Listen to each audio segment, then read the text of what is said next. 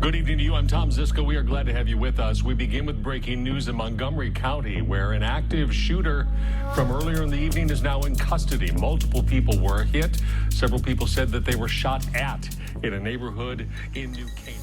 In our world, it's a sad reality that we have to have this discussion, but at times people do things that they should never do. And we can't ignore that. We'd like to, I'd like to. I don't want to have this type of training for sure, but we'd be foolish to ignore it. So when people do things that they should never do, the reality is that we have to run or hide or fight. Run, hide, fight. That is what we do in an active shooter situation. So if you hear gunshots on your project, we drop our tools, our equipment, and we run. Now obviously we want to run away from where the shots are being fired.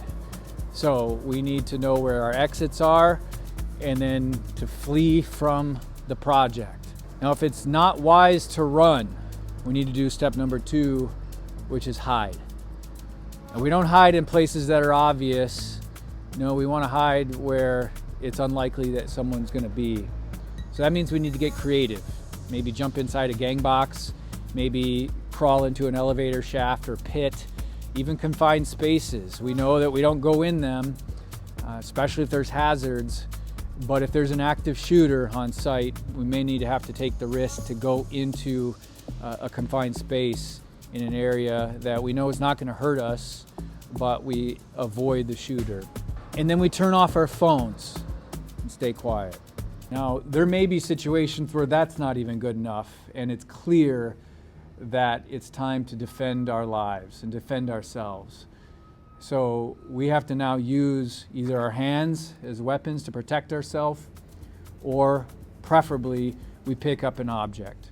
Now we can use tools, we can use materials and equipment to do so. We can grab a pipe, we can grab a hammer, maybe a grinder, we can grab a fire extinguisher, we grab whatever we can to protect ourselves from the active shooter. It's not the time to be afraid. No, we need to be confident, and we need to defend ourselves and others. Run, hide, fight. That is what we do in an active shooter situation. As always, appreciate all you do for safety, looking out after each other and caring for yourselves. Keep up the good work, and we'll see you out there.